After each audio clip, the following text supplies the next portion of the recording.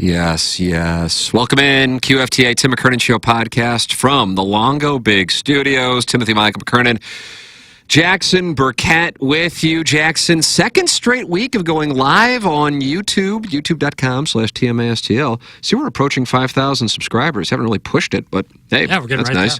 There. Yep. So we're 80 subscribers away, I guess, looks like. Come on in. The water is warm, and you can participate in the conversation at youtube.com/TMASTL as the festivities are underway here with QFTA. And I posted on the TMA fan page, which is on Facebook. You can type in TMA fan page. It's on Facebook. And asked people, I said, well, let them know we're going to go live on YouTube, and got their questions. And I got to tell you something. I included a picture of John Mozeliak doing pull-ups, Eli Drinkwitz dressed up as Darth Vader after beating Florida in 2021, and some Florida State female fans dressed as cowboys, and Ella Reese.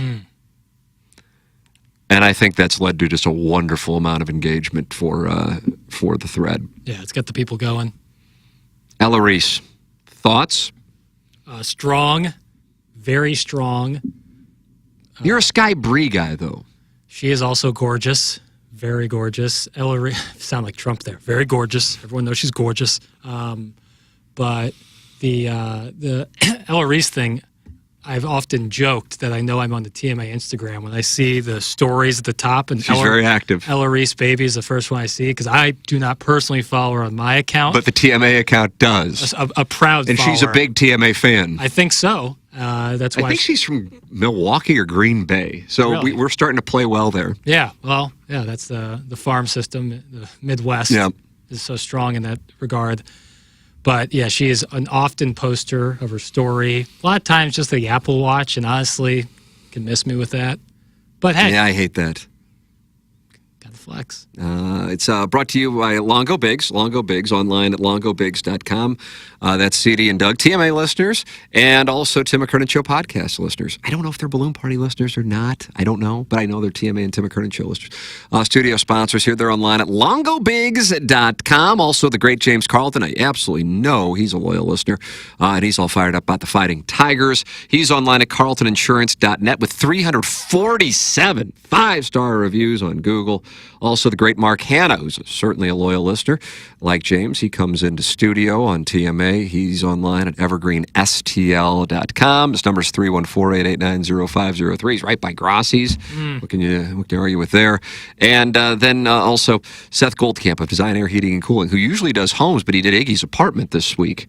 Very nice. So maybe he's expanding his coverage. DesignAirService.com, official HVAC provider of TMA and the Tim McKernan Show podcast.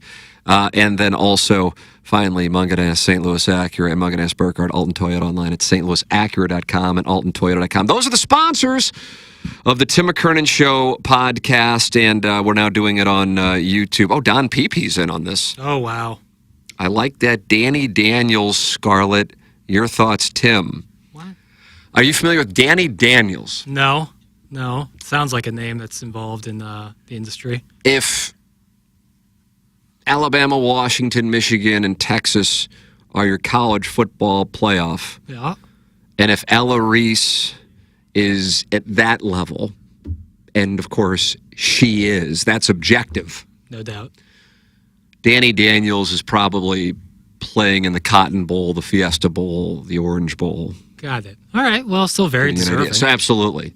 Great year, but not Ella Reese. Okay. But I respect, hey, I'm a Missouri fan. Cotton Bowl, wonderful. So the people are asking questions in there, and that's great. You can ask questions as we go through some of the emails and also on the TMA fan page on Facebook. If you haven't joined that, feel free to do so. And the questions that came in. So let me see. There were a couple that I'm like, ooh, this is going to be good. This is going to be a whole episode.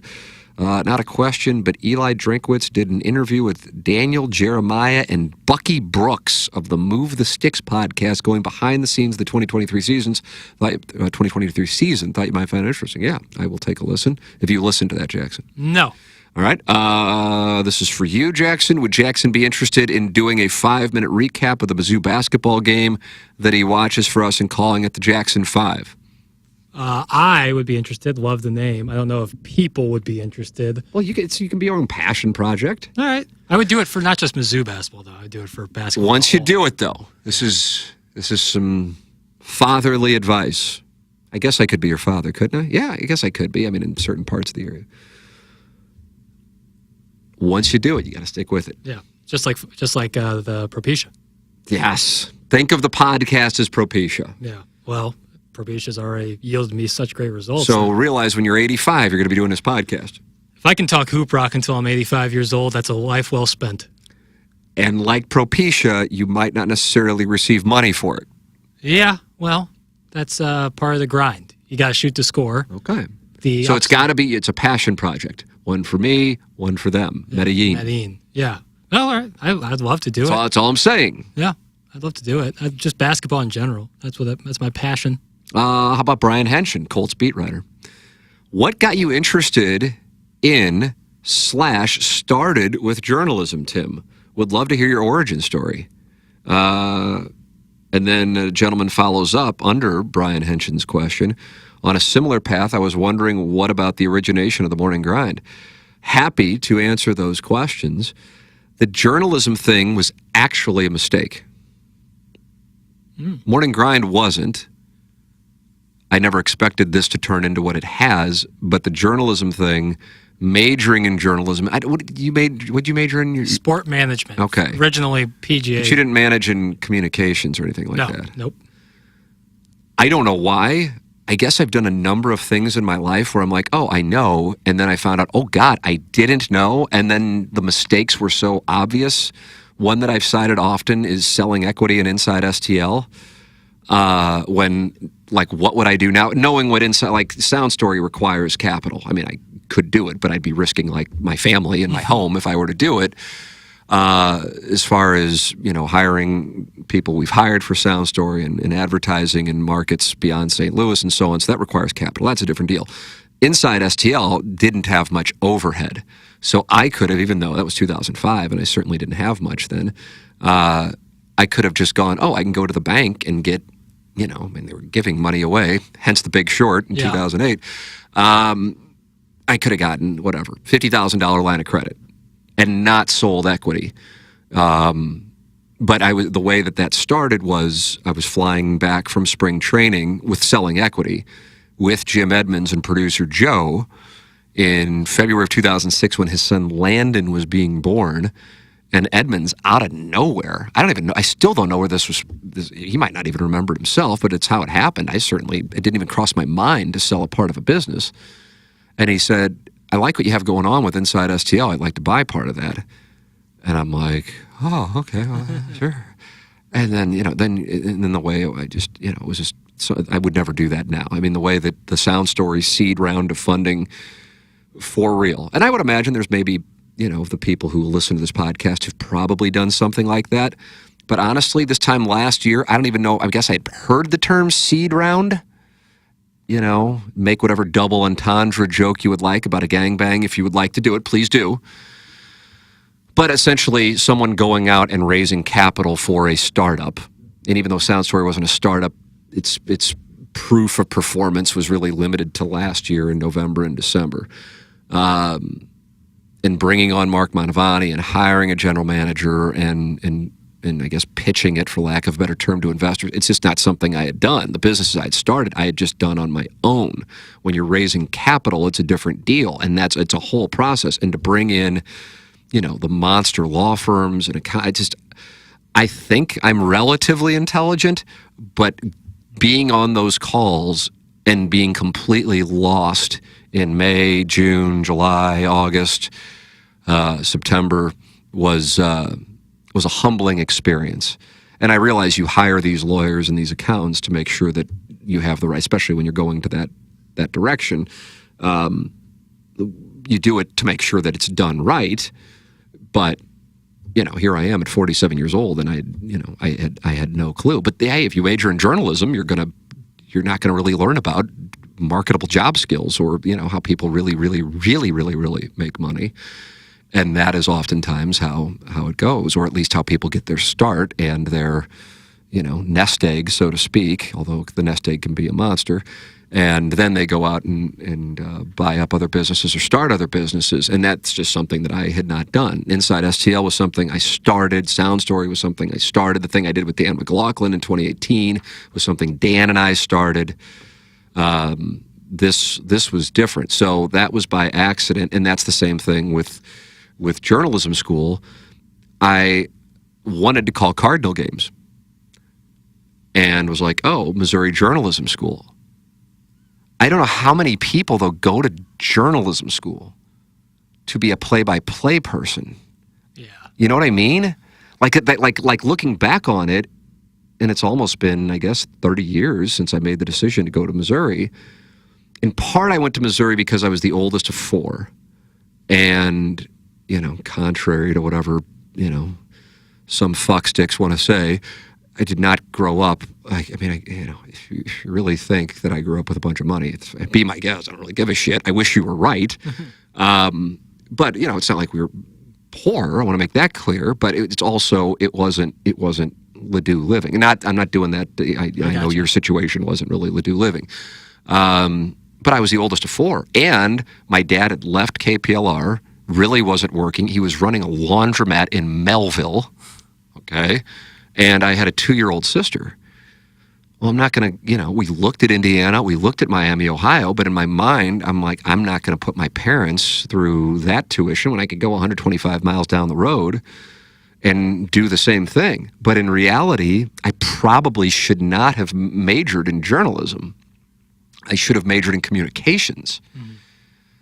And so the thing about the journalism school at Missouri, and you didn't major in it, so I don't know if it's changed. First off, if you're doing it, really have a plan B. I'm not saying not to do it, because it can work out, but it's so rare, and you can be incredible at it, and it still be a really tough way to make a living. Tough not because it's hard per se, although it can be, but just financially, it gets to a point. Like, it might be fun in your 20s and 30s, but when you got to support a family and you're making jack shit, at some point, somebody, your wife or your in-laws or maybe your parents, can go, hey, man, college is over. You got to provide for some fuckers. So anyway, I major in journalism, and the thing about journalism at Missouri, you got to get into the school your junior year. So you're kind of pot committed by majoring in it and not knowing if you can do it until your junior year when you stand in front of a camera, at least if you're in the broadcast sequence. And some people can do it and some people can't. Now, I'd much rather be able to have an MBA than stand in front of a camera and talk with vocal inflection and facial expression, but it's something that I was able to do. But my first day at journalism school, I recall the professor, Don Ranley was his name, and he was on this high horse shit that alienates most of the country when journalists talk. Talking with a dialect I've never heard. It was like a combination of British and New York. Now, any of you who think you're in this school for some kind of jock talk sports, I suggest you get up and go over to the communications school. And I'm going, oh, fuck. What am I doing here? Right. But the communications school, I think, was probably better for play-by-play. Honestly, Lindenwood probably was better for play-by-play. Mm-hmm. And I could really have saved my family some money by not, going away for school, albeit 2 hours away, because I didn't care about going away for school. That wasn't some big thing for me.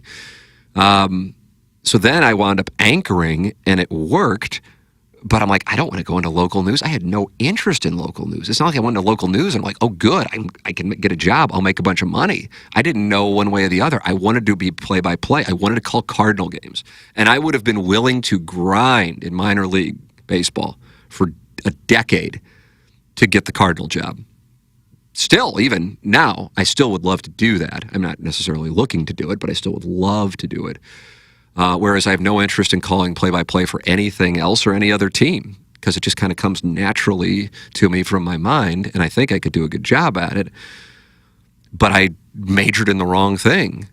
So I did it, and it worked out, but I really did it by mistake. It was not a love of journalism.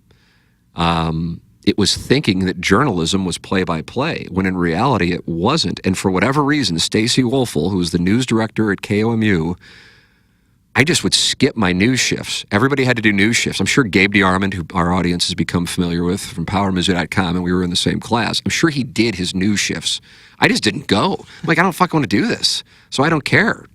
Give me a bad grade. I don't really care if I graduate. It doesn't matter. I know it in my mind is talking about knowing and may be wrong. In this case, I knew and I was right. I knew for what I wanted to do, it didn't matter if I graduated. Right. I knew, even though I didn't really know, but as it turns out, I did, I was right, that all that would matter would be my resume reel, or at the time we called it a tape because it was a VHS tape. And I was told that the news directors who hire people at TV stations would just look at the first 10 or 12 seconds. And I'm like, there's no way. And now that I've hired people, I know that there are tells within the first couple, I've hired you, a couple lines of an email where I'm like, okay, this person's alive or this person's dead right away. They don't even know they're dead, you know? Right. And so that's how, and sometimes they just want to hire a certain background, a certain gender. Mm-hmm. And I don't go, that's wrong. That's the way that it is, and it's fine. So it was a choice to just go, I'm going to do sports, and if you don't like it, I'm not going to, and they let me do that. I don't know why. I think maybe they saw that I might be able to do it, and they're like, okay, this guy's a fuck off. We're not going to announce we're going to let him do it, but he's not going to have to go cover city council meetings and shoot like, you know, squirrels today in the woods. He's just going to get to do his fuck off thing, and because we think it might wind up working out for him, you know. But I look back on that and I go, he could have said, hey, you got to be out here and you got to shoot just like everybody else does. And they let me do my own thing, and I'm incredibly grateful for that, because really they shouldn't have, you know. I got a break, and it's not like I had friends there. They didn't know who the hell I was. Most of the people who go to that school are not from Missouri. Right, 100%. You know, Gabe and I were rare. Nichelle Turner, who's now in Entertainment Tonight, was in our class. And she was from Columbia, but I think the three of us were the only ones from Missouri. Yeah, all my friends who did journalism were out of state. Yeah. But you say that about the city council, but my favorite story from you, one of my favorite stories from you, is the city council meeting you did go and shoot with the salt shaker transition, or what was it?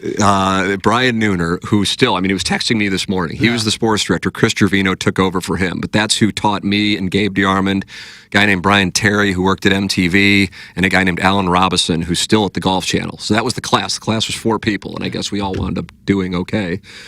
But he was our teacher, and he's also the sports director. So to be like the equivalent of, like, you know, I don't know who are Martin Kilcoyne being your teacher, right? And you know, and I looked at him as like an older guy, but he was only in his mid-30s. Mm-hmm. But when you're 22, mid-30s, seems like you're an older guy. Yeah. And he would sit there and he would watch the student news, and he would just kind of make comments like shredding it. Yeah. But like not on the air, like just in the back in the sports office, which our sports office was maybe smaller than this studio. Yeah.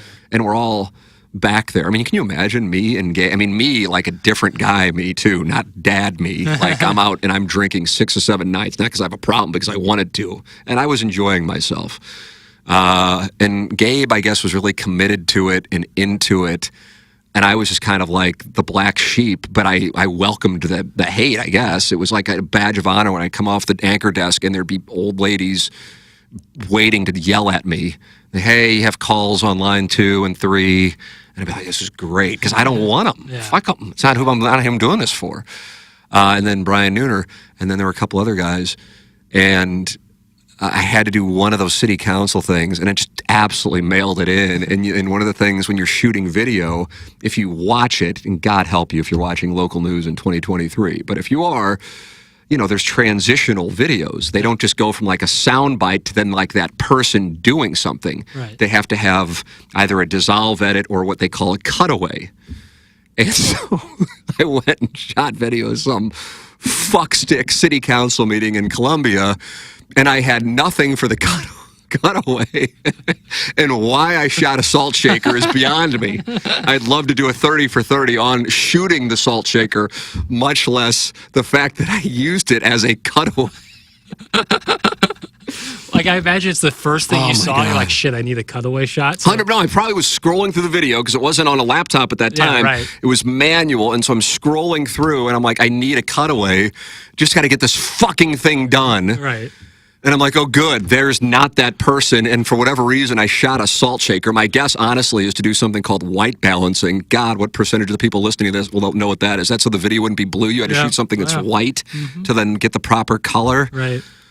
And I'm like, oh, there's salt. I'll shoot that. And I used it as a cutaway. And then Nooner just casually, that's what made it so good. He goes, no, nice. Left the tripod in the car. I can tell there. In other words, because the video is shaky. And I'm right. And then he goes, oh, nice salt shaker cutaway. That's perfect.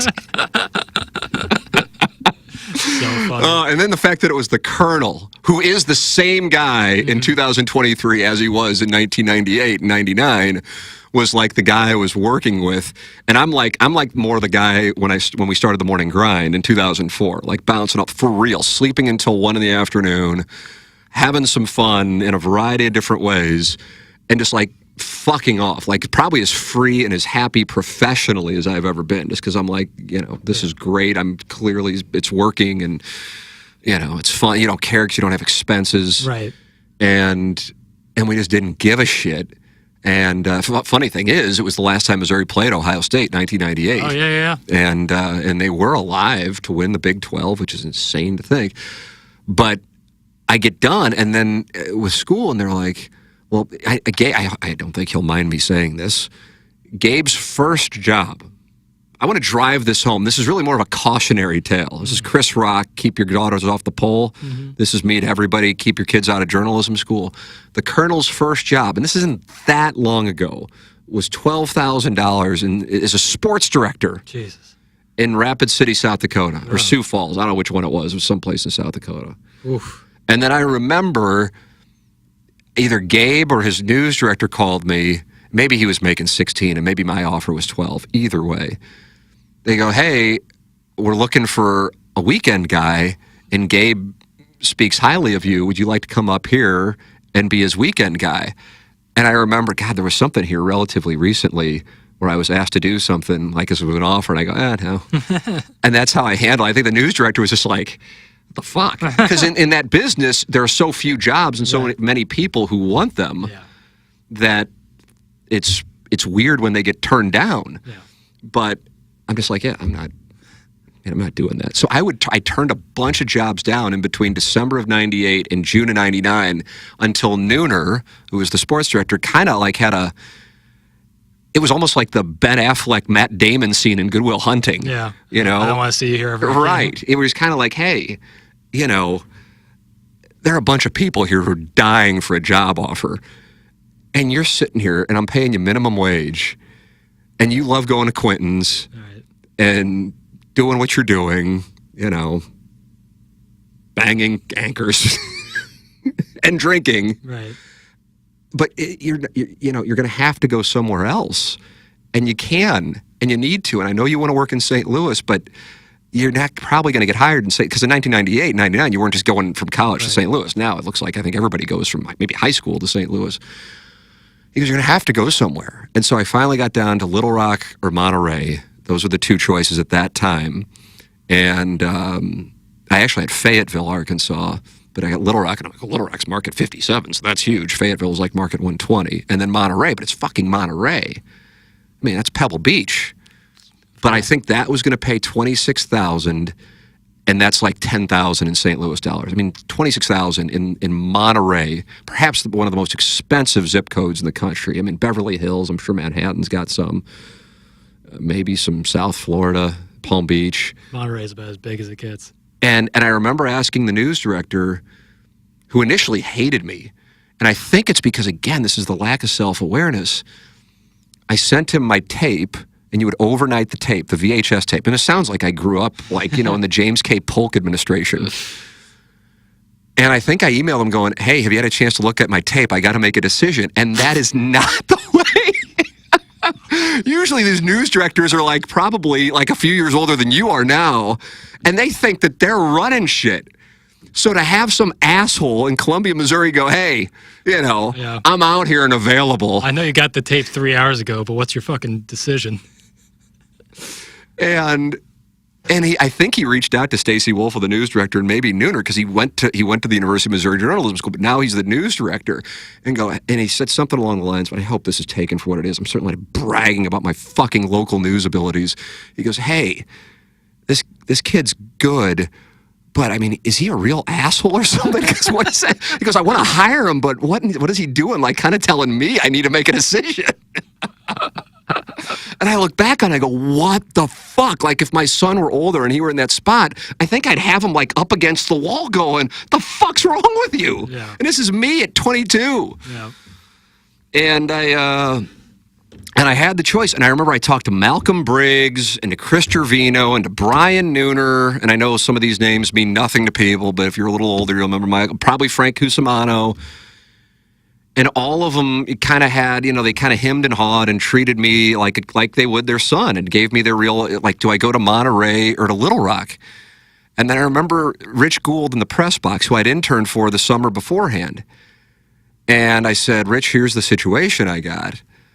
I got this opportunity in Monterey, but it's $26,000, which is like $10,000 in St. Louis. Plus, I think the news director thinks I'm a real dick, and he was right, too.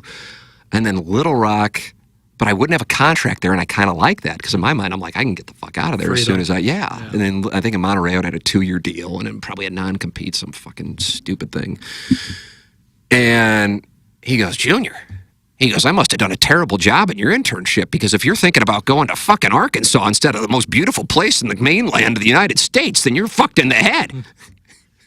So Rich Gould said go to Monterey. I decided on Little Rock. Certainly would have been, you would talk about sliding doors moments. Yeah, it's a big one. Like, I probably never come back to St. Louis if I go to Monterey. I'm probably working in California or something like that. Not to say that that's good or bad, just like I probably would have gone, in Monterey being close to San Francisco, probably would have gone up the coast a little bit and worked there, and who knows. But I don't care. It's a bad business. Like, you look at ESPN now, and I don't know. God, Van Pelt, I'm sure, makes well into the 7 figures. But, and I'm not saying you got to make $1 million a year in order for it to be worth it. Right. But living in Connecticut, it's a different deal than living in St. Louis. I don't know who's left who is anchoring on ESPN making $1 million a year. Oh, outside of SVP, I'd be surprised if anyone was. That's what I'm saying. I'm trying to think, and I don't really watch it religiously. Yeah. There's some guys who really annoy me who pop up, but I don't really watch it. And there were plenty of guys who were. And I think that was ESPN's model, because they were getting tired of paying Patrick Olbermann, Stuart Scott, Rich Eisen, Craig Kilborn all this money when they're like, well, anybody can do it. And the answer was, no, I mean, anybody can read off the prompter. But the talent to make people watch is a skill. Yeah. And anybody can read off the prompter if you just want a bunch of replaceable motherfuckers. Right. The SVP had to grind doing radio shows on ESPN for years so he could get that personality out there, because that's ultimately what you're like. If you're going to make that money, if you're going to be irreplaceable, quote unquote, you kind of need to have that personality that people are attracted to. And SVP, like I said, had to grind. Yeah, he grinded, because I didn't realize he's like 57 or 8. Oh yeah, he did an interview recently where he was talking about. He's like, yeah, it's time for me to kind of start shutting it down. Right, and he's like just reached this Rubicon. Absolutely, you're exactly right. You're exactly right. So yeah, I mean, I'm not going, oh, I wish, because I had the opportunity. It just would have been. It's just, and I don't even know, and I'm not saying it to mock it. Because both Doug and I, if we were to be like super honest, we know that we're very lucky in a major way. And it also speaks to Doug that Doug was never fired. Yeah. Ever, radio or TV. Never even talked about, ever. And that speaks to his conduct off the air. Rare, yeah. And, also his ability, and which was something I've talked about a lot, and I know you've only worked with him for 3 years, but he's just like the greatest person to work with, but also he's talented. But part of the deal with being in this business is you have an ego. You don't really, but most people who are on air do, because you have to have an ego to think people want to hear what you have to say. I mean, it's kind of a self-fulfilling prophecy. You have an ego. Right. Yeah. And so that's why you will see oftentimes people get whacked because they act like fucking nuts behind the scenes. And then they go on, now I guess you go on social media and like do your passive aggressive, like my shit. A thread. Yeah. Some personal news. Fuck off. Fuck off. Create a GIF of that if you would. All right, Jackson, what else? We had others here. Jackson 5, you're starting a new podcast. We've announced that here. Brian Henson's question. The origins of the morning grind. I know I did this. I think I did this. Was that episode 500? When we circled around the 500, we did like an origin, like a unplanned series. Right. Of TMA origin. I'll do an abbreviate. I hate to say I'll do abbreviate because then it feels like it's Cliff Notes and I'm not doing a service to it. But I really like this next question about atheism, so I really want to get to it.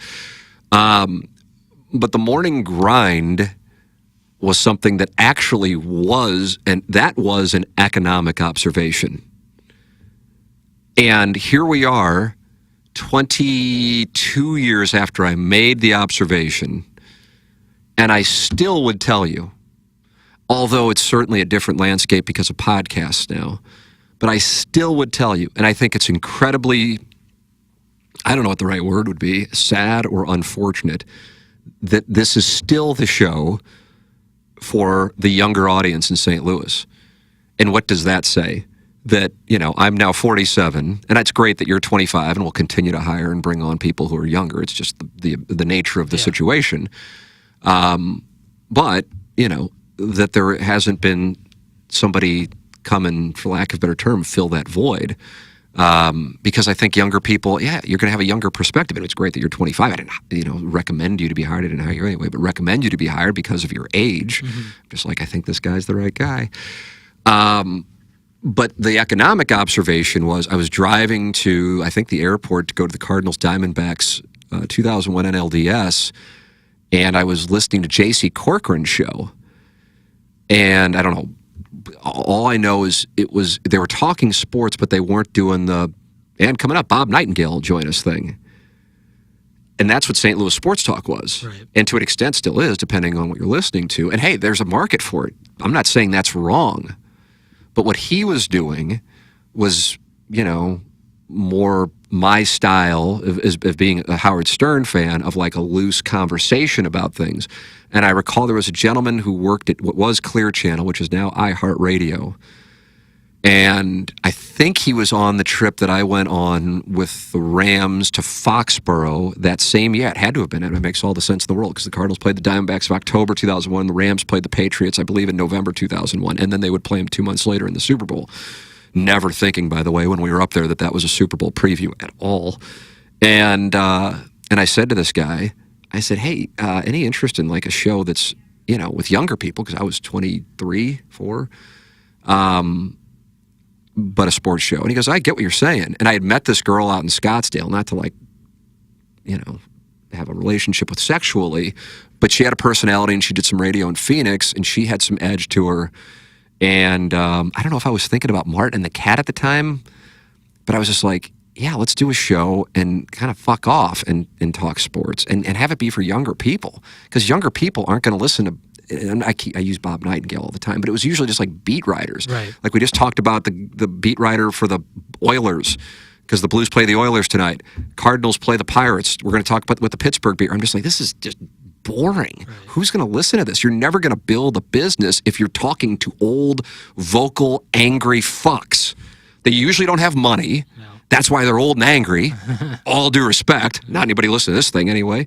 And then secondly, there's a whole community of St. Louis sports fans who don't want to hear this shit. Right. And nobody's doing anything about it. Demand, no supply. Edge, opportunity. You're exactly right. Yep. And he liked it, but, he was corporate and he wasn't thinking that way. And so the only way the morning grind happened was because when I was doing a show with Frank Cusimano, and when he would go on vacation or have to do TV shit, I would have Martin, who was older than me, but not much older than me.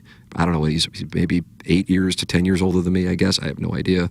And the Cat, who's also older than me, I guess probably older than Martin. But either way, we were younger at the time, and I'm in my 20s. And we just came on, and we kind of found it amusing, because it wasn't our main job, that Frank's audience hated us. And like, good, fuck off. Kind of similar to when you were in Columbia. Absolutely, because it's not for you. Right. I don't want you. I don't want to MC something at the MAC. Don't give a shit. You pay me, maybe I will. Probably still won't want to. You're not my crowd. I don't want to be a good Christian. I don't want to be a good boy. I don't want your approval. You're not my fucking people. So you don't like me? That's validation that I'm doing it right.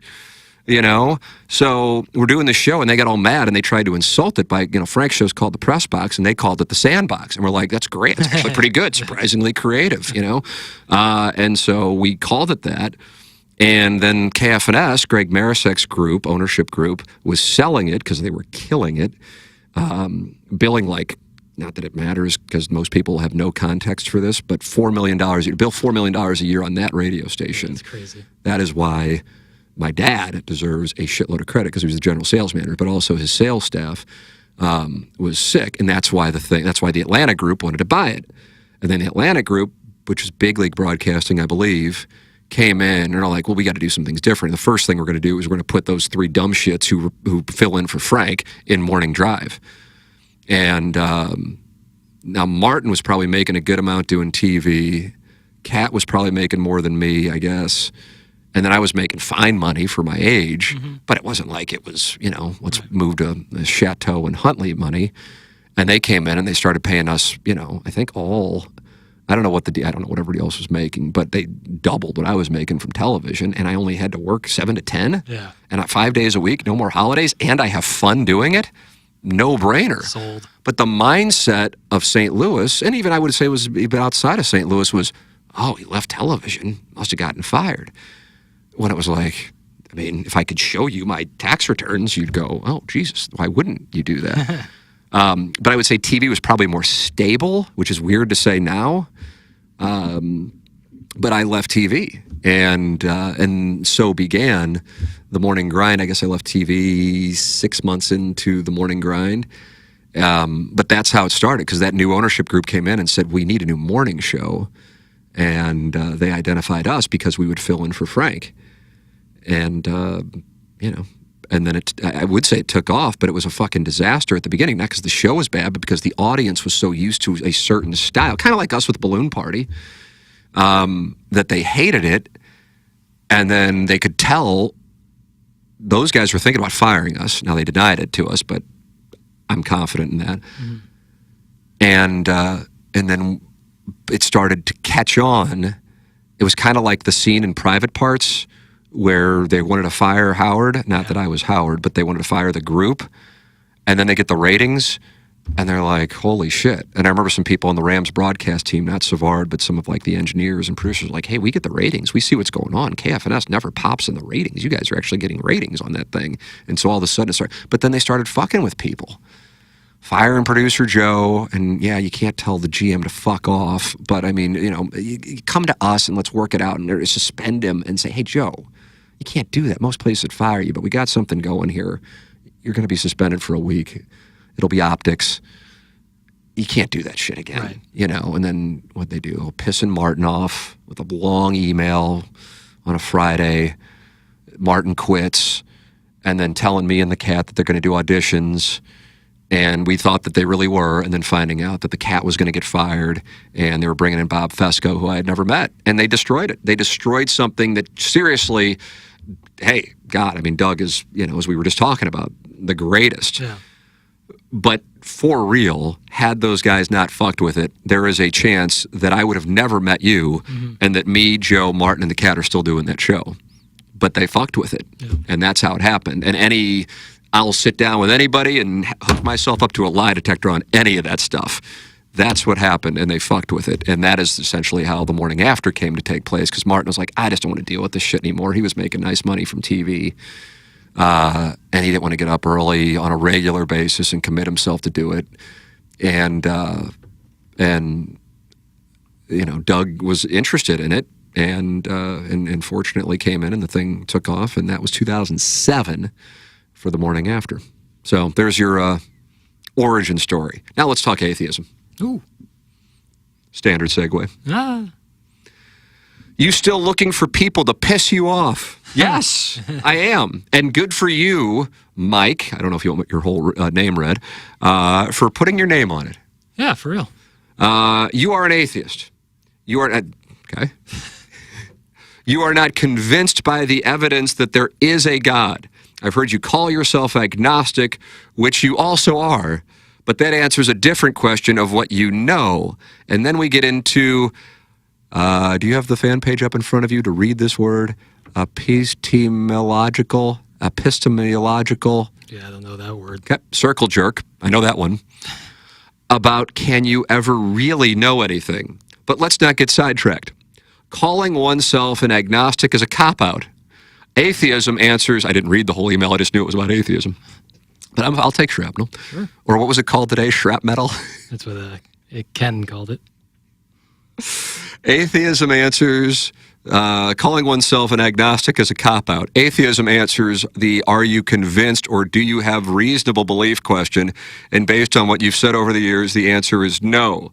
So the question for QFTA is, why is it so socially unacceptable to be an atheist? An out atheist, I guess is what he said there. Why do folks hide that or so often stand for the comfort of theists? Why can't we just normalize not being convinced there is a God? And as always, here's the disclaimer that yes, if new and better evidence were to be presented, then belief could change, but I ain't holding my breath. I don't say I'm agnostic to like try to be able to appease people. I couldn't. Yeah. I would imagine those this who podcast listen. is previous segments are in the evidence. Yeah. You're not really in the approval game. Yeah, I suppose I really do feel that I'm agnostic. I couldn't care less about a label. It doesn't matter to me at all. So you can call me atheist, you can call me agnostic. You can also call me Catholic because I was born Catholic, and that's how some people's religions exist. So it doesn't really matter to me. Call me whatever you want. My understanding of the definitions, I am not convinced one way or the other that there is a God or there is not a God. I certainly want there to be a God. I feel like I fall into line. I don't know if you recall the political commentator. I think she's still doing it, but I've withdrawn from politics, so I don't know. S.E. Cupp. She was on the show. She was, and she did a great interview on the show. I think she was on a couple times. And she was really complimentary of the interview that she did with us. I think she either DM'd me or emailed me and really enjoyed it. But I think one of the things that got her going was we actually talked about this topic because she was in a unique spot because she was a Republican agnostic, I think is what she calls herself. And this was a few years ago now, so maybe that's changed.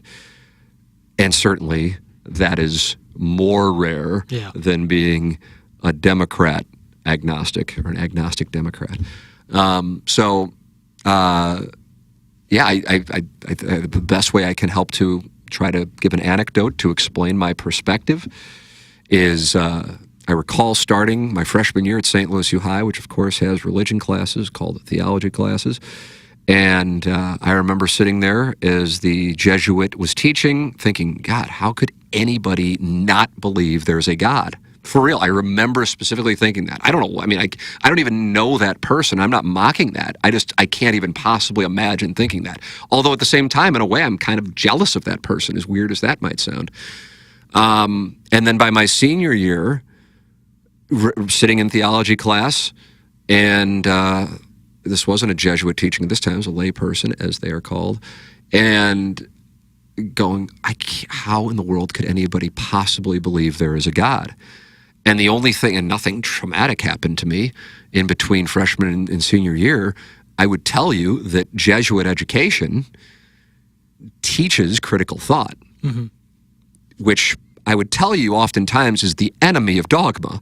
It actually probably is the actual antithesis, the antonym. It's questioning dogma. Right. That's what critical thought is. But then at the same time, I would say that if one comes out of questioning faith, still with faith, then their faith is stronger, as opposed to being told that if you beat off, you're going to grow hair on your hands or go blind. Yeah, testing your faith, a loss of faith and then testing it, yeah. So those are my classmates who still have their Catholicism, if that was the religion that they had. They're probably much stronger Catholics than those who just were taught that they're going to hell and that the devil is watching them beat off or something, you know? And I recall... I specifically recall that, and I don't know why. And I don't think that I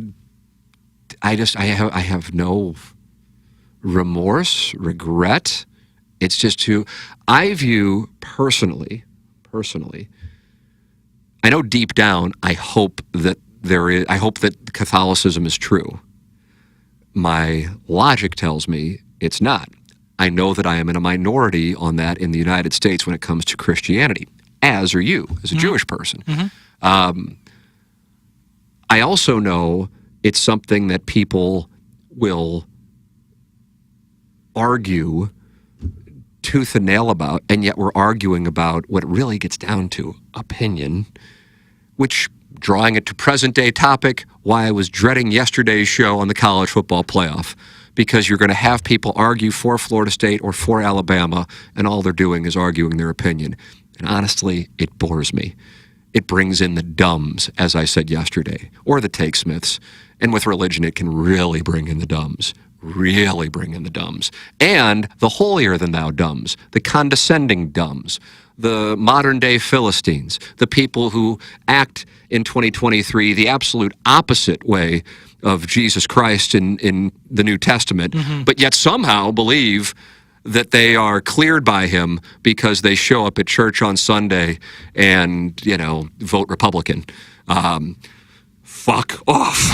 Fuck off. Those are the absolute worst. Yeah. The absolute worst. The absolute worst. I think that they have played a role in the partial downfall of the United States of America, perhaps more than anyone else. Those who have somehow attached their hatred to Jesus Christ, a man who I studied plenty, not necessarily willingly, who certainly did not have the views of the 2023 American version of Christianity. If anything, it's the opposite of it. But somehow we've got this hijacked American version of Christianity, and it is not the Christianity that I studied at St. Gabriel, St. Louis UI, and the University of Missouri. I studied religion at the University of Missouri as well. But, whatever. The train has left the station, and me talking about it isn't going to change it. But I'm happy to talk about it, obviously.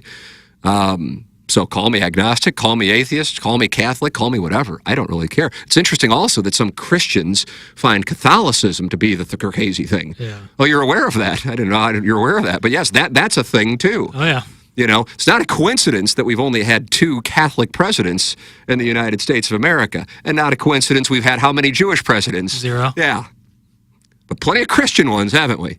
Whatever. 43. Yeah. 44. That's correct. 44. Yeah, whatever went on the previous one. So, yeah, it is gross. But so many, has anybody ever fought a war thinking God wasn't on their side? Whatever God it is, right. Take your pick. Right. And geographically, look up the global religions and notice that coincidentally, if you grow up in one particular nation or one particular region, you happen to have that particular religion. Yep. So are all those people wrong and I happen to be right because I grew up in the United States of America? That strikes me as a great break. Tough break over there in India. Yeah, exactly, yeah.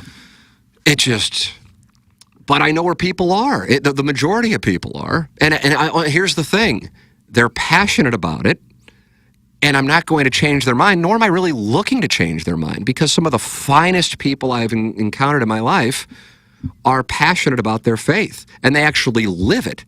They don't do like the Fox News version of religion, to get votes. They actually live it, and they're passionate about it. So I'm not going to insult them to be like, I know there is not a God, because I don't know. I don't know what the fuck's going on. I'm not even sure you're real, So I don't know. Yeah. All I know is I don't know, and I'm real comfortable saying I don't know.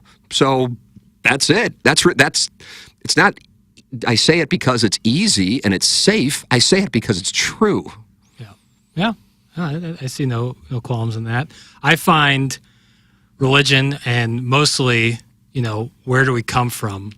What is the reason we're here, to be such a fascinating thought, such a fascinating narrative device in terms of fiction works across. I mean, you can look at any work of fiction.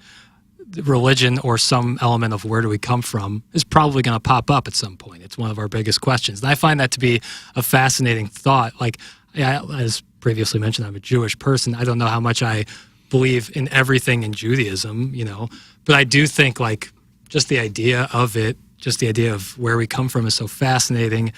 I know our bodies have a time period where they're active. The average age is 73 or whatever it is. and then our bodies shut down. But I don't know if our consciousness ever does. That's what I find to be so fascinating is like, Well, the key thing you said was, I don't know. And that's the other thing. No one does. that's the key thing is like, I don't know. And I think a lot of it is just to like, because the idea of death is so brutal. Like the idea of everything you've ever done in your life, literally everything, coming to an abrupt ending. I think the tougher thing is thinking about the people you love. Yeah. That's the tougher thing. And then you'll find that perhaps as a parent, I think, I think that's where I arrived. That's what I think about now. It's like, oh, me, that's fine. I don't have to get up anymore. That'll be nice. Don't have to deal with, fucking psychos. That isn't bad. But God, my kids. Yeah. That's what I think about. That's a good point too. That's the part I think about. Right. That's who I'm living for now. Right. And that's just part of, I think, humanity. If you have children, not to say you have to have children. I was certainly happy, sticking my dick in a bunch of people, for a while and playing poker. It was great. But it just comes with, if you want to call it maturity or regression. I'm not saying, hey, man, you're still fucking in your 70s and having a great time, tip of the cap. But it just depends on what you want, and to each their own. I mean, that's just really how I think there are beautiful teachings in what I experienced, which was Catholicism as a way to live. And I think other religions, including Islam and Judaism, and probably religions I'm not as familiar with, of Asia, would have wonderful teachings. But I think the way they're hijacked by governments or by those who justify their hatred of people or the way they want to impoverish people by using the religion is one of the most grotesque traits of humanity. Yeah. Yeah. And it has been going on for centuries. Yeah, weaponizing religion is really, truly one of the grossest thing in human history. But yeah, I think so much, and it always goes back to this, and I'll continue to say it until the day they put me in the ground, is to be curious, not judgmental. And I think so much of that is like learning about other religions and seeing the similarities. And I find it so interesting how people think. And so with religion too, like whatever religion you identify, like the idea that you are right and everyone else is wrong. I mean, if we're doing the math, it's probably. But you also recognize that the majority of Americans feel that way. Right. But and I think there's that where they think they're right, but are open and very accepting of others. You're beautifully idealistic. You're so wrong, though. I have to tell you that. As we're talking about people who think they're right and wrong, I'm aware of the lack of self-awareness of saying that. But on that particular point, you're wrong. That you're just wrong on that. In the United States of America, there is not it's just not the way that it is. No. There's a growing number of that. That's but if you are passionate about your faith, it is not something where you're thinking, oh, well, the Muslims might have it right. The United States, I think in a strange way, is actually trending closer to a theocracy than perhaps it ever has in my life. Mm-hmm. Usually things kind of advance. Mm-hmm. We're regressing, we're regressing. God, how dumb is it to have a theocracy? They look and scoff at the people in the Middle East going, well, what the fuck? Hello, friends. Right. Let's see what we got here. The gentleman who asked the question, Mike, is saying we got sidetracked by whatever that word is, epistemica. I guess what he's trying to get to the bottom of is why is it socially unacceptable to say you're atheist. I don't know how to answer it, Mike. I can tell you're really excited about the question. I don't see it that way. I don't know. I'm not calling myself. I'm not calling myself an atheist to hope to endear myself to people. It's just I don't view myself as that way because I don't know. I don't know. And that is how I view atheism. Now, if your definition is different or if my definition is incorrect, then so be it. I'll be happy to call myself whatever you would like, because I don't give a fuck. It doesn't matter. I know what I think, and I'm not going to say something just to appease somebody. Just like I wouldn't say, if somebody asks me, I go, yeah, it's kind of a weird spot. I guess my kids are Lutheran. I mean, I say that in sincerity because I guess they were baptized Lutheran. Mm-hmm. If my wife and I had 100% our way, and I guess we do, but you also have relationships with parents and in-laws. They go, okay, we'll have them baptized, and your parents are Lutheran, fine. That means a lot to them. Then we'll do it. If we don't think it means anything, then it doesn't mean something if we're doing something, you know what I mean? Right. It doesn't mean anything. Right. So it doesn't mean anything to us. Sure. But if it means something to you and it makes you happy and it's a zero for us, it's just like an hour and a half out of my day on a Sunday at a Lutheran church, so be it, because it means nothing to me. I'm not like, oh, good, if something happens, they won't go to hell now. I'm just like, okay, here's some water. We'll do the Godfather scene, and then we'll go home and have some cake. I mean, that's what that was to me. Mm-hmm. But to them, it meant the world. And to my parents, it meant something, but, it was Lutheran. And I'm Catholic, and they're Catholic. But whatever, so I don't assign meaning to it. As me and my brother, Kevin, who I always thank at the end of the program, they're too young to be indoctrinated. Right. So I'm not like, I'm sending my 25-year-old to this school when you can start to have critical thought. They're 6 and 1. I'm like, I think we're safe. Right. I can recall my evolution of thought, or what I consider an evolution of thought, and it was between 14 and 17, because I graduated high school at 17. So that's when I started high school at 13 and 17. So that's when I was thinking one way at 13 and thinking a different way at 17. That's why I always find it so interesting when the conversation comes up of, well, we shouldn't be teaching our kids sex this young, but we sure assign religion. And that's what I'm saying. It's like they're born. And here, I think this is probably, you always talk about how your approach to balloon party is the macro thing. Yeah. And I don't know Mike well. I know we had lunch one time, and I've seen his posts on TMA fan page on Facebook. And hey, I respect how passionate he is about certain causes. And I mean that. That's not just like, let me jerk him off by saying that. I know that he is passionate about certain causes. I view it through the lens of, I may have 30 years left. That's 30 more summers. It's 30 more Christmases. And again, I'm like, hey, we're celebrating something that I don't really, was there really a manger and, cows and sheep and right. kings and wise men and all that? If I could bet it, where I'd go. Right. But I don't think of it through, I think of it through, okay, there's only so much time left, and I have kind of fought a good fight. And I don't know if I've necessarily been rewarded for it. And I certainly think fighting a quote-unquote good fight in 2023 has a lot of downside that it didn't 20 years ago. And my priority now is my family and taking care of that kingdom, so to speak. My wife and my 2 boys. And I'm not really interested in trying to change something on social media or picketing or protesting or something like that. That's not where I am. And I'm not saying those who do are wrong. Right. But as I have gotten to 47... and now have a family. Is there something going on? No, I'm sorry. No, all is good. Okay. I am not interested in that. And 20 years ago, I probably was doing it. That's just not what I'm interested in. And again, I'm not saying that if anything, I respect those who are doing it from an altruistic place. I think it's become a cottage business to get people fired up about shit and then get people to spend money on your cause, or to get laws that may benefit your business under the guise of it being for religion or for idealism.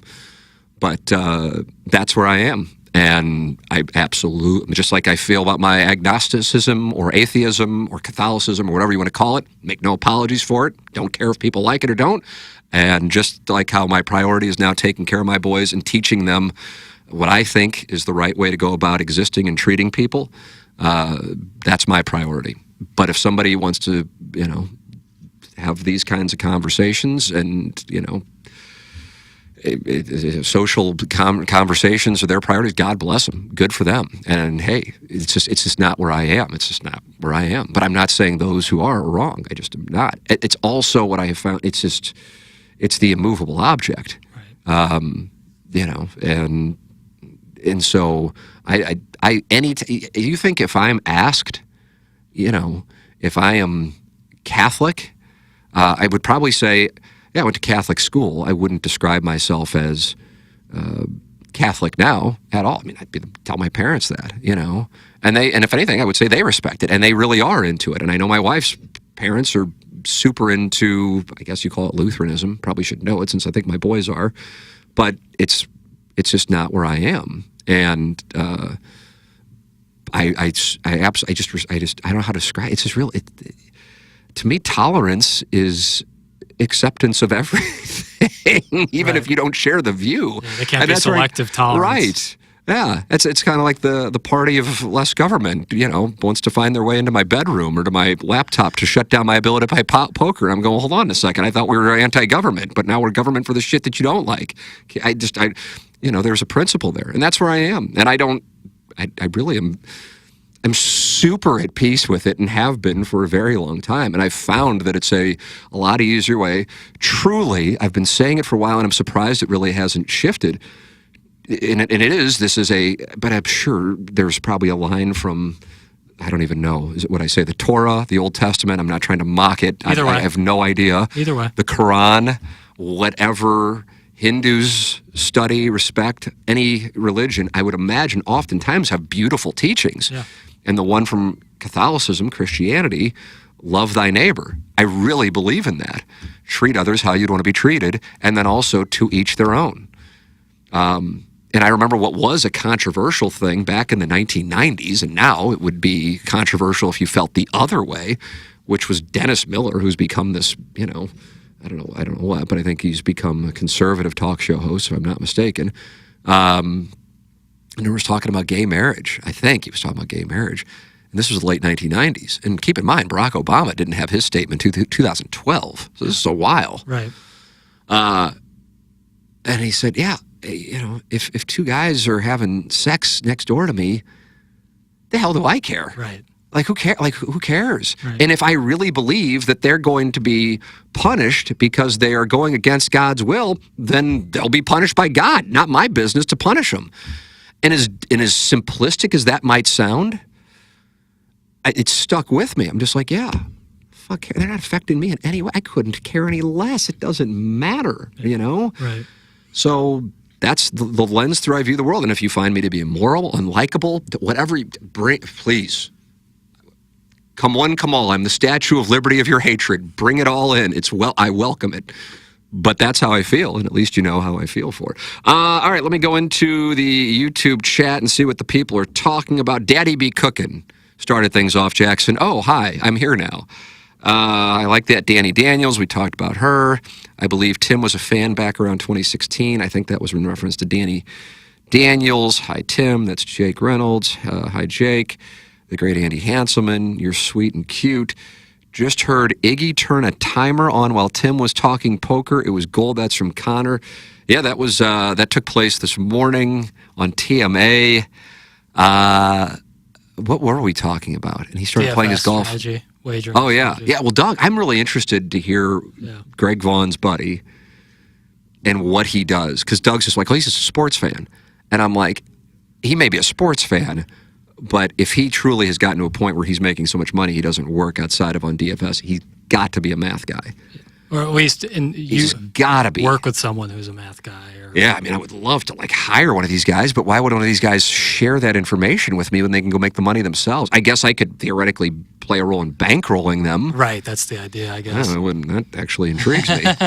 But, as somebody who's been bankrolled before via poker, you sometimes don't play what they call optimally if you're playing with somebody else's money. Right, your thought process changes. Yeah, like if I would have hired a guy and said, okay, we'll do $5,000 worth of rosters on NFL this week, and he's like, oh, fuck, the optimal play is Joe Flacco, and then we lose, he might be like, fuck, I played Joe Flacco. I shouldn't have played Joe Flacco, You see what I'm saying? Like, you gotta stick to what the math is telling you, and the math spits these things out. You can weigh the percentages of what you value, but I'm getting into such an abstract, boring thing.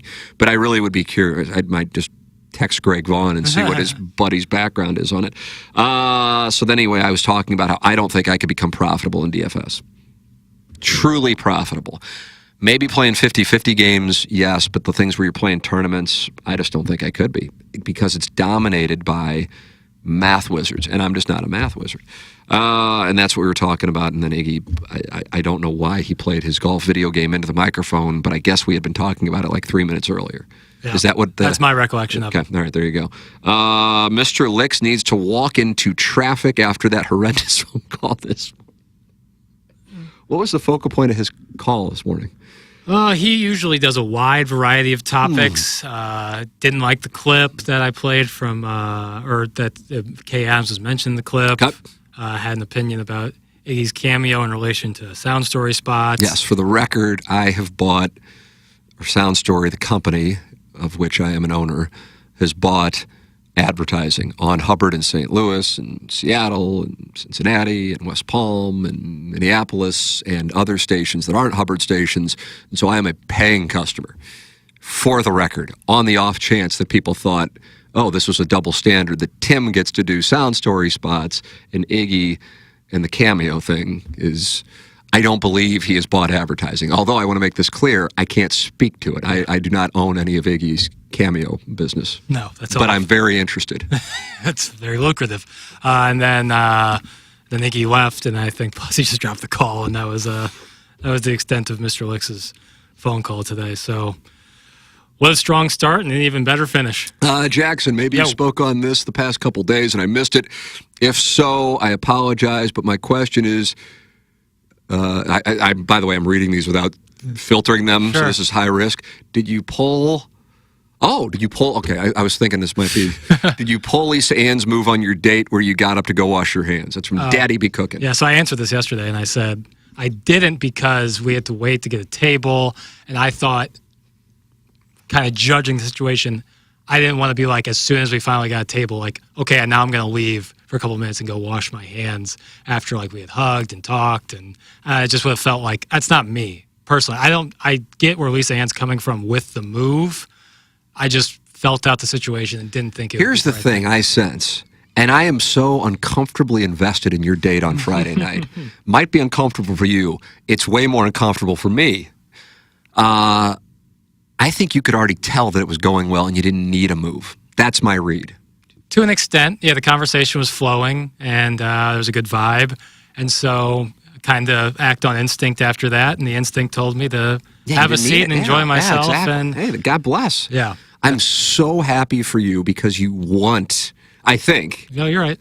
to be in a relationship. I do. Yeah. I'm a nesting creature, Tim. Nesting creature. Yeah. You know, people are like, oh, but the single life, it's not necessarily for me personally, just because, I don't know, I like someone to talk to, I like someone to hang out with. You know, the obvious physical portions of it are important, but to me, it's more than that. It's like finding a person to have tough conversations with and have fun conversations with and everything in between. I'd be so happy for you, whether it's this girl or somebody else, because I can tell, and you'll be a wonderful husband and a wonderful father. Thank you. And that is a great, great thing. So if you found somebody and you weren't just like, oh, fuck, I'm 37 and I got to fucking get married, I guess. Right. That's a different deal. No, it's not where I want to be. And Right. that's why I hope not to be, just because I want to find that right person. And I want. But at the same time, by the way, if you're 37 and you're like, don't get married, God bless. Good. I feel like that has changed over time from when I was 25. That especially women, and I'm sure it's still going on, but they hit 30 and they're like, oh, fuck. And then, especially in St. Louis, you know, it's tough. It's maybe less tough now to find somebody, if you're in your 30s, and then you may really enjoy, but you're not finding somebody who may have some children, and now you're not really getting.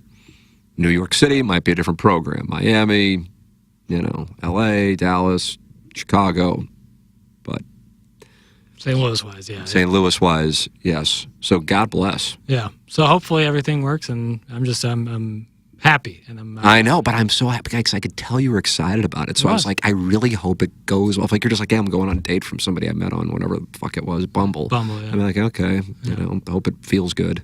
But in this case, I'm like, oh, I can tell you kind of like her. You kind of think there might be something doing. That's a great thing. I don't know, and I know I said this a couple months ago, but I can't emphasize it enough, especially for people who are in your age range who are single. If an individual makes a more significant decision, in particular in the United States, in part because of divorce laws, but also just because of existence, then who they choose, or if they choose, but then if they do choose, who they choose to marry. It is, you talk about college and career decisions and all that shit, you know, and what filter to use on Instagram.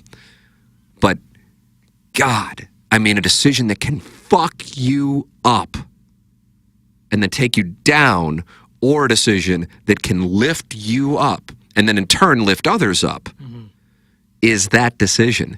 And I feel like, I don't know, maybe it's because marriage is mocked. I don't know. I have no idea. I don't think that gets enough attention. Right. The importance of it.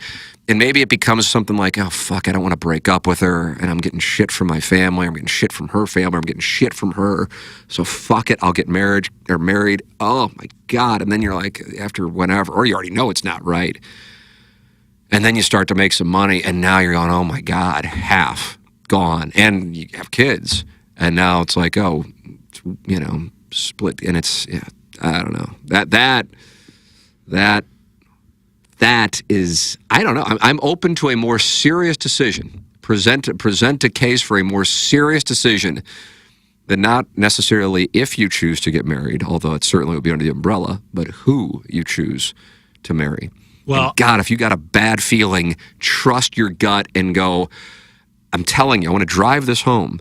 The short-term pain, especially if he tries to make your life miserable, is absolutely worth it relative to the years of fuck-uppery you could have both financially and emotionally if you are with the wrong person. Marry the wrong person. So I emphasize that. I can't say it enough. Yeah. I think just by definition, because of what you said when you talk about college, career decisions, anything like that, that's an independent to you decision. Like it's you, and that's you're the one who's concerned there. But when you're talking about marriage and being with someone forever and making that decision, who is the right person is, now that's a codependent decision. And so you are making a leap where you were kind of thinking about one person only, yourself, for so long, and now you're bringing someone else into it. And then if you have kids, you're bringing more people into it, and the ramifications if it goes bad, and the great upside if it goes well.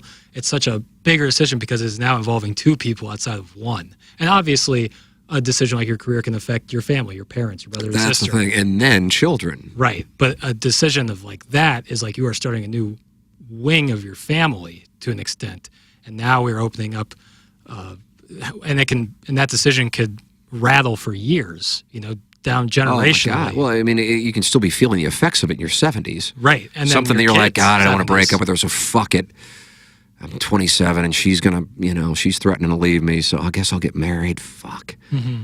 And the whole time, I mean, there's somebody who I recall who got divorced, and I specifically remember asking this person because they were going through it and I said, so when did you know it wasn't right?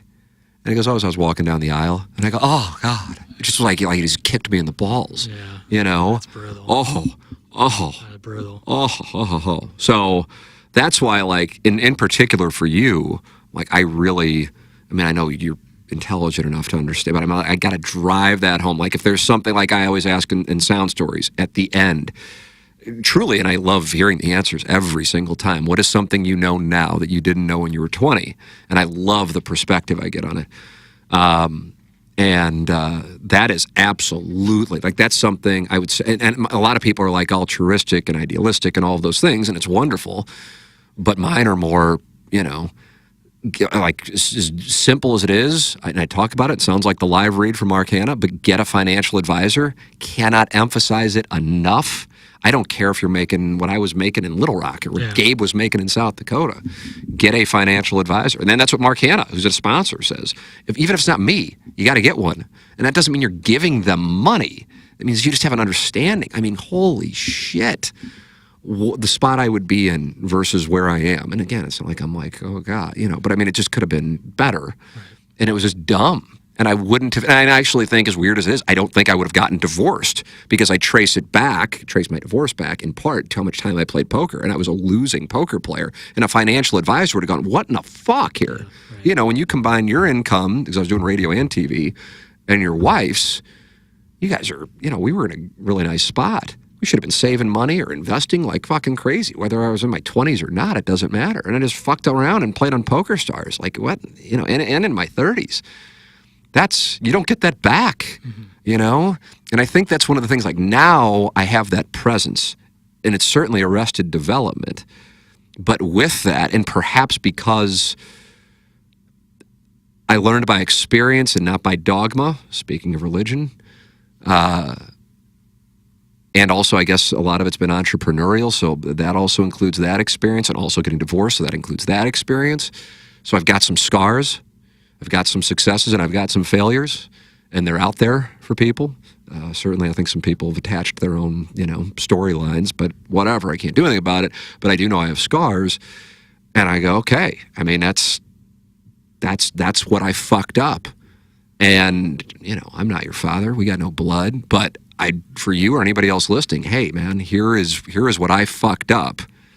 And here's how simple it is to not do that. Get a financial advisor. Don't just get married just to get married. If you still want to fuck, hey, God bless. There's nothing wrong with that. You're going to want to do that, forever. That's just the way it is. It's just, the options and opportunities are probably going to get a lot less plentiful as time goes on. But then don't get married or have a conversation. Go, hey, you interested in fucking some other people while we're married, Right. But, God, I cannot hammer that stuff home enough. I'm not saying it from a mocking perspective. I'm saying it from a heartfelt perspective so people don't repeat mistakes that I know I made, because that's helpful. As I always say, with regard to business, you can tie it into if you were going to a restaurant or to a hotel or to a vacation destination. Are you going to read the review of the person who hasn't been there, or are you going to read the review of the person who has been there? Yeah. And especially if you respect that person. Right. And so I find myself loving surrounding myself with people I respect and asking them questions. I mean, I get off on it. Not like literally, but I'm like, I want to hear, like, what do you think? Mm-hmm. And then sometimes I'll be like, well, I don't want to, like Manavani, for example. I use him as an example, but he's straight to the point. And I love it. And every time he's going to say something, he goes, I go, dude, you don't have to worry about it, man. I grew up with my dad fucking screaming, which is fine. And I got my balls hazed off at Sigma Chi. I get psychos, emailing me, crazy shit. I go, it doesn't matter. You don't have to apologize. We get to save time. Tell me what you think. Tell me what we're doing right. Tell me what we're doing wrong. I don't need to be jerked off. Don't care. Don't want it. Don't need it. That to me, that's you want people in a room with you who are going to tell you what they really think, even if they're not going to tell you what you want to hear. But I don't want to hear positivity. I want to hear the truth. I want to hear an honest opinion, not somebody who's bought and paid for, somebody who's worried I'm going to whack them, so they're just going to tell me what I want to hear.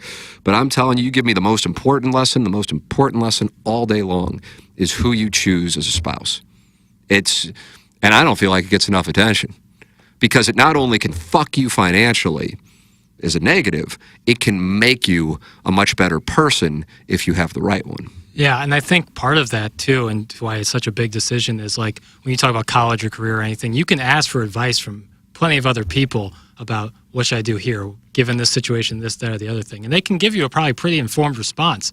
But in terms of who you're choosing as a spouse, only you know if you have that connection. Right. Only That's you not know math. that That's not universal. Only you know the little tells. Right. Man. And the thing is, I think you know. I don't know. Maybe you don't. Maybe I have a sixth sense. But you know when it's right and what's wrong. I mean, I had a girlfriend for a while, and I regret it. I mean, a couple of them, actually, where I go, what the fuck? I was just wasting time. And that's valuable time, man. Valuable time. Right. And honestly, I feel badly for her, too, because I took her time. And that's the commodity that it doesn't matter how much money you make, you can never get more of that, especially that time in your 20s. Yeah. Whew, cats and dogs. Right. Those are the golden years. I guess people tell themselves the golden years are their 60s and 70s, and maybe they are. My guess is I'm not going to be in my 60s going, fuck, this is the tits. I know I could go back to, being at the Stag Bar and up until 5 drinking with my friends, and 2 girls are grinding each other at the end of my bed, but hey, I'm playing a game of bridge. I don't think I'm going to feel that way. I look forward to that tweet that you send on your 60th birthday saying, God, this is the tits. If I am tweeting at 60... I need to walk into a room with all of my closest confidants, and it's just going to be dead silent. And it's going to be like Christopher. All right? That's what needs to happen. If a tweet is sent, if those accounts exist when I'm 60, something will have gone wrong. What else do we have? Remember when Aaron Andrews had an on-air fight with TMA? What was that? That's from RP. Jackson, this would predate you. I don't even know about this. Yeah, I wouldn't call it a fight. This is like a separate episode, and I'm kind of getting ready to land the plane, but now that it's been brought up. So, I'll just tell the story and then I'll tell you my assessment of it. So Anna Marie and I, my wife and I, are in Denver with Joe Buck, and he's about to call the 49ers Broncos preseason game. First year Peyton Manning there. 49ers had high expectations too. I think that was Kaepernick, actually. Yeah, really good defense. Yeah. And I think Justin Smith might have been on that team, former Missouri player. And we were then going from Denver to Las Vegas, and it was going to be something for the thing that me and Joe were working on, the show. And then whoever we were going to meet with in either Las Vegas or Denver wound up not being able to come. And we were flying on, he split a private jet with Mark Bolger.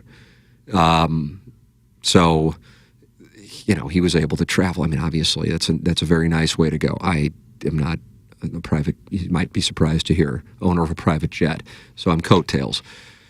And then Joe still's like, hey, if you guys still want to come, we're still going to go to Las Vegas and, just fuck off. Yeah. God, I got a great story about that. And if he will clear me to tell it, it is, you think you like the Salt Shaker cutaway. Yeah. I don't know if I can top that. This is an all-timer. But anyway, so I'm like, yeah, sure, fuck, we didn't have kids. Yeah. Anna Marie's in her 20s. I'm in my 30s. Go to Denver for the Broncos 49ers preseason game. Couldn't care any less. Right. But then we're going to Las Vegas. And I think Nelly was hosting something. Like, it's not when he was doing the black and white ball, but when he was still kind of doing, things you'd be interested in. And so Joe had developed a rapport with him, and I think he was on our show on KFNS. Actually, Nelly was, and he was really excited about it too. So we fly out there, and this also happens to be Erin's debut with Fox. Oh, wow. Oh, so you're actually intrigued? Okay, because she had gone from ESPN to Fox. Right. And so when they travel and do games, they all stay in the hotel. Yeah. And so that's how I had gotten, I don't want to say I gotten to know, but I had spent time with Troy Aikman. That was in New York earlier in the year, where Aikman thought I was like the employer, and he was like staring me down like he was getting ready to slit my throat. And he's going, I wouldn't do it for anything less than $200,000 an episode. And I was like, that sounds good. I'll talk to the guy who's in charge. I go, what the fuck? I go, Joe, I'm not, why is this Hall of Famer? Yeah. Like, what? I just met him, And then he wound up being great, and we started bullshitting it because Joe's a big TMA fan, or at least our style of show. And Aikman's like, oh, yeah, I own part of the ticket in Dallas. That's all they do. Right. They don't talk sports. They fuck off. So anyway, I got to be around that group of Joe and Troy Aikman. And we were in the hotel, and we're heading over to what was, I think at the time, called Sports Authority Field. It had been called a million different things. It's something different now. And we're walking out, and Joe I always say it, but I can't say, he's such a good guy. So here's Erin Andrews, who's a big deal then. It's a big deal now, but a big deal then. And it's her first thing. So she's got to have nerves, even though, doing that stuff, you get to a point where you're looking into a camera and you're talking, it's not a big deal. But it's her first time on Fox. Yeah, and it was a big deal. I remember when she made the transition, It was a big deal, yeah. So we're walking out of the hotel. I hope people if people take it as name dropping, fine. Like, they really think I'm looking for their approval on my podcast. But this is what happened. It's me and Joe and Anna Marie, my wife, and Erin's walking out. Terry Bradshaw's walking out, and Pam Oliver, and Joe introduces me to Erin and says, hey, he's got this show. He almost went to New York, so I think that's his way of like saying, hey, he's not some... Right. He's local, but... Right. I think that's what it was. Yeah. I really do think that was like the way to give me my propers without saying, hey, he does an AM radio show in St. Louis, just like hundreds of other dumb fucks who have reached out to you. I really think that's kind of what that was. But he chose because the show's successful, and he does this. And, Missouri's going to the SEC, and you went to Florida, and it'd be great if he came on a show. She goes, oh, God, yeah, I'd be happy to do it. And I'm like, oh, cool. And she goes, get my number from Joe, and I'm like, okay, well, that was... easy and super cool. But she did it because, that's Joe, and she's the new person, and it's her. She's about to go on air on Fox for the first time ever in an hour, and here's me just like riding along in the police escort. Yeah. And I appreciate it. It's super nice of him, but TMA that wasn't like hinging on Erin Andrews' appearances. Right. If she didn't come on, what were we gonna do? Oh, fuck. So then we get in the. I call it a motorcade, and it kind of was. It was like those black Escalades, and we go from the hotel in downtown Denver over to the stadium, which is kind of close to downtown Denver. It's right on the edge of downtown Denver. And I remember Pam Oliver was in the back. It's always amazing how me and Anna Marie would get like the prime spots in these cars. Joe, I think, was in the front. Me and Anna Marie in the middle, and Pam Oliver is in the back, and she's like doing her makeup. And Joe brings up the SNY thing again to like I think, Right. Again, to legitimize local, me, but, right? yeah. To legitimize me to, and I think Mike Pereira might have been in the car too. Wow. That's the one that got you going. This is just a who's who. This is what happened. Yeah. To ask about what happened with SNY, and New York was 5 years earlier. I mean, this wasn't like a decision that I made or last week. Yeah, right. And I told the story, and I was like, I think now I'm just like, this guy. He's such. Like his dad would be proud of. That's the best way I can say about it. Because I'll tell my dad about the things he does, and like how so many people in St. Louis get. And I don't say this to like take a shot at others. I'm just saying Joe doesn't get the credit he deserves, and sometimes some people in town do, and I don't necessarily think, in my experiences, they should. But whatever, I don't give a shit. Get all the credit you want. Doesn't matter to me. I just know he doesn't need to do the shit he does, and he does it, and he's just a great fucking guy. I mean, he's sitting on probably 9 figures at this point. I mean, the fact that he's even here is, about how much he loves his mom, actually. That's what it's really about, because his daughters at this point don't even live here. Right. He's just a great fucking guy. And that kind of shows you, those little anecdotes show you how. Anyway, so we're driving along, and then this is a tough spot for Pam, because Pam knows what the situation is. What do you think the situation is? Aaron's being brought in. Oh, okay. I see what you're saying. Yeah. And there was that weird spot where for a while I think Pam was still with the A team, but then eventually, and everybody kind of knew what was going on. I think it was covered. I didn't really follow it closely. Either way. So the last thing Pam Oliver wants to hear about is my fucking career, because she's walking to her funeral, essentially. Yeah, right. So anyway, we go to the game, we're on the field, whatever. I mean, fortunately, I had been able to do that in my career. I don't really think that much of it. We go up to the press box, and me and Anna Marie are just like fucking off, like it's a preseason NFL game. I don't give a damn what it is. I don't care if it's Peyton Manning. I don't really care. It's a preseason game. We're just waiting for it to be over. Remember seeing Elway in there because he was the president of the team, and just fucking off. Like, I can't wait to get to Las Vegas, have a pony. Right. That's what I'm thinking. And I know my wife's thinking the same thing, and this is going to be amusing. The significant thing from that day is if you read Joe's book, we're walking out through the bowels of whatever it's called now. Mile yeah, we'll call it where the Broncos play, and they still do play. And I didn't realize it. And I think we were walking out. We might have been riding out on a golf cart. And Joe saw the woman he is now married to and is the mother of his 2 boys with us as we were walking out, and fell in love with her in that moment. Holy shit. And didn't say anything to us because he was going to Las Vegas with us to meet up with someone else. And it's not like he interacted with her. He just was like, oh my God, she is, Michelle, is beautiful. And I've told him that, when I read the book, I'm like, fuck, I was with you on that. Obviously my conversation was so fascinating that you were, struck by Cupid. And just kind of probably nodded as I went on and on. Yeah, and then Lisa Ann said, but that's what happened as we walked out of there. So we fly to Las Vegas and do the whole thing. And I remember taking the ride. We've talked about how far Denver's airport is from. Boy. So you have a long ride. Yeah. So it's this time properly, me and Anna Marie are in the back of the probably Cadillac SUV. Joe's in the middle, and in the front seat, passenger seat, is Terry Bradshaw. And he is absolutely who you exactly think he would be. And he's telling these stories. He's talking about, and then Jimmy does this, and he's losing this at the blackjack table, and I can't do what Jimmy's doing because Jimmy's got more money than I do, And Joe just looks back at me and just like smirks and shakes his head because he knows how just asinine the whole thing is. Right. And then I remember we had Terry Bradshaw on, I think the show that I did with Edmonds a couple years later. And I look back on this and go, why the fuck did I say this? Like, it's so dumb.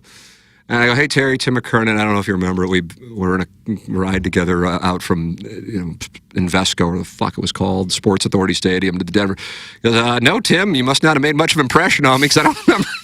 Like, why the fuck would you remember that? Like, fuck off here. I'm doing this myself now. But anyway, so because of that trip, the Las Vegas thing, maybe someday I'll get the blessing to tell the little anecdote. We go out there. But the Aaron thing, I now have Aaron's number. I still have Aaron's number.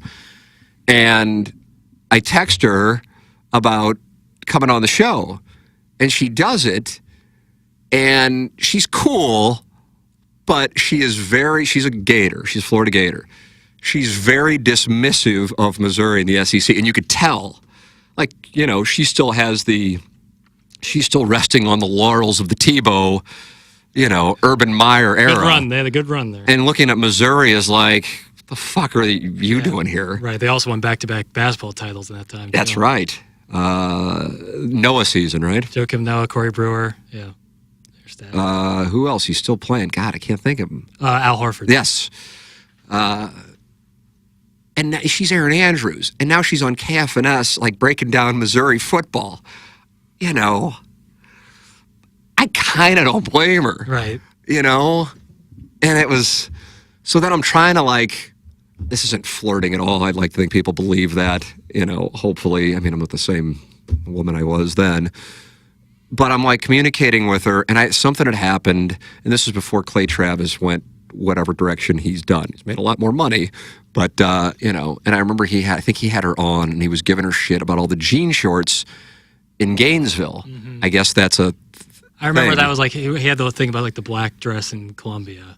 And, is that right? I thought my recollection of his appearance on the show, he was always black dresses and the tiger ears. So whatever. So he would come on our show too. I think that was a weekly thing, and he was good. Yeah. It was a really good segment. Talk. Yes.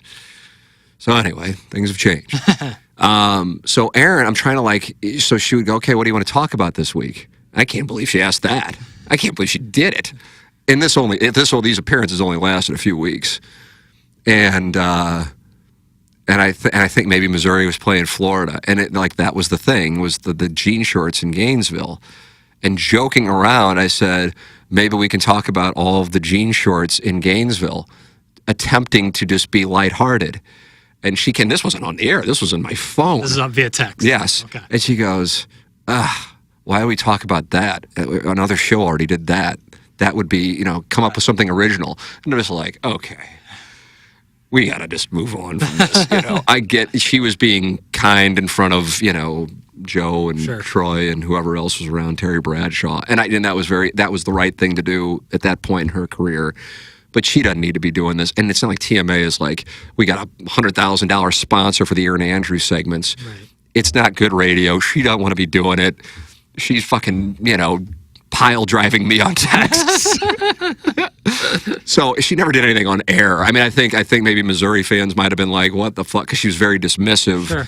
But she didn't want to be doing it. And also, if you went to Florida. Yeah, right. And I don't know what years she was there. I think she's around, I don't know how old. She was probably there during the back-to-back She probably titles or she was fresh off of it. Okay, she's only 2 years younger than me. Huh. Wow. Son of a bitch. So I guess a little before, but certainly a fan. Right. And she had Spurrier and Werfel. Right. So she was there for that. That was her freshman year. Yeah. If she's 2 years younger, I guess I should have been 95. Either way, whatever. Point being, she experienced a different brand of college football than Columbia, Missouri, which had a nice 2007 and 2008 and a little blip in 2010. But, they got skull-fucked by Georgia in the old man football thing to open up their SEC schedule, and they were wearing yellow uniforms and shit. She's like, this is clown shit, and I'm going to come on here. I'm going to do the NFL game of the week, but then I'm going to drop by KFNS in St. Louis to break down the Missouri game. In the morning, by the way, Fuck. Yeah. And I don't even think we were paying her. I mean, even if we were, it wouldn't have mattered. Yeah. Well, what could have been? It's not like she's making $10 million a year, but still, you get to a point where it's kind of like it doesn't matter. Totally, yeah. So anyway, I have and most importantly of all, she was at that time either fresh off of or going through that trial. Right. And so I always, when people, and it doesn't come up often, this is the most I've probably ever talked about it, actually. So well done, RP. Because this would be an obvious one to talk about in TMA history. I do not fault her at all, because I know I know how I met her. I know how I got her number. Yeah. I know why. I don't know, but I'm pretty confident of why she did. Like, if I would have just walked up to Erin Andrews in the press box in Denver that day without Joe around and said, hey, can I have your number to have you do hits to talk Missouri football? I mean, she might have had security escort me out. Yeah. Or been like really polite and then never respond to the text, which would be understandable. Absolutely. Yeah. So you have that part of it. And then you also have the part of she's going through something that I think she acknowledges was, to this day, living hell, scarred her. Oh, brutal. So I put zero blame on Erin Andrews at all. I look a lot of my lack of self-awareness as the culprit, but also she was just trying to be kind on what was a significant day in her career. I mean, she's still at Fox, and it's, 11 years later. Extremely significant. And one of the most, well-known sideline reporters in the history of that, possibly the most. Yeah, I mean, for real. So well done on the question. Thanks, Jake. I guess I missed that part. Not sure what that was. There's Don Pepe. I know I'm probably not allowed a second question. However, did Jackson take a shot when he shared a room with Lisa Ann? Did she ever take a shot? Were you too scared? We never really got insight on it. Jackson, however you want to answer that, feel free. No. No is the answer. And although I don't know, I would bet everything I own that the answer is no. And I don't think Jackson's covering for anything. I'm not. I promise you I'm not. The answer is no. It's just, if anything, Lisa Ann was shocked when she found out that you guys were sharing a room. Right. Not angry about it, but shocked. Right. And although I feel like we talked about that in advance and she might not have heard it. Whatever. Either way. Regardless, the answer is no, and that's where I'll leave it. Yeah, and I can just tell you in interacting with her. I mean, the thing about it, it's so funny when I'll talk about Lisa Ann on the show, and then people go, hold on, what? Because then, like, what I'm finding now, and I never expected, shows, again, I mean, here I am at 47, still lacking awareness. The number of people who don't know TMA exists, who now know about it, or when they're telling me, or you, I guess, how much they like Balloon Party or how much they hate it, whatever, being like, well, yeah, I mean, that's kind of like my, my factory job. I'm kind of putting in time there. The one where I make my money is actually TMA. Yeah. And they're like, well, what's TMA? And I go, I don't really know how to tell you what it is. I go, if you kind of like Balloon Party, though, you'll probably like TMA. Not a lock, for sure. But, they're like, well, what do you talk about? Sports, I guess? And I go, well, yeah, kind of. And I go, do you have you have Jeremy Rutherford? I go, yeah, we have him on. And and I'm like, yeah, and who else? I'm like, oh, Lisa Ann, the porn star. They go, what? Lisa Ann? And I go, yeah, she's one of the most knowledgeable people about football. For real. They go, the porn star. I'm like, yeah. But then I'll be hanging out with Lisa Ann or communicating with her, texting with her. And I'm like, oh, yeah. Whereas if I got a text from Ella Reese, I might excuse myself. Right. Well, honestly. Understandably. I mean, so Lisa Ann, my wife and I, the same day you wore the yellow life preserver. Dark day. Me and my wife, and we just post pictures on Instagram. Don't even think about it. Back when I did post pictures on Instagram, I don't even think anything of it. And we're talking to her on that boat, and we're not like, so, how was Raylene to eat out? That did not come up. Or I remember talking specifically about her childhood and, her Italian father and all that, it doesn't even cross our mind. And I am a porn aficionado, an unapologetic porn aficionado.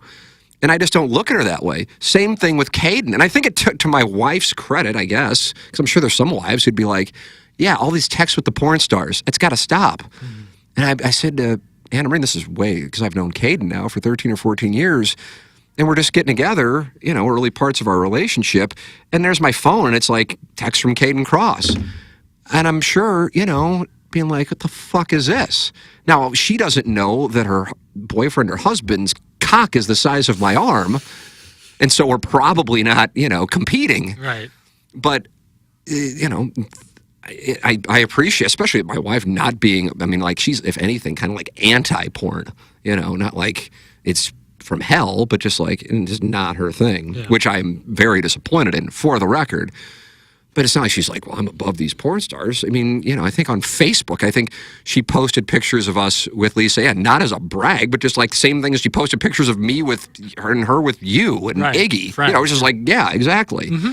But then I think about it, and I'm like, I wonder on the off chance, like the people who, and I'm sure there's a healthy number, who would be scrolling through the pictures and going, is that Lisa Ann? What the fuck? You know, Similar to when we walked into this radio event in Jamaica where all these radio shows are, and then we walk, and next to us is Lisa Ann, and everyone's just like, yeah, we would think nothing of it, but people are like, that's Lisa Ann, So I see exactly where you're coming from. yeah, it's just she's just like a human being, just like kind of the thing. I think maybe because I appreciate, like the sound story thing, for example. Like, I can't believe that you do that, and I can't believe you enjoy doing it. I've heard multiple times, and I'm like, oh, God, yeah, absolutely. I do. I have one tomorrow being Wednesday, December 6th, I guess? Yes, 2023, and I have one on Thursday. And you do them. You have one. I have one 5 minutes. 5 minutes.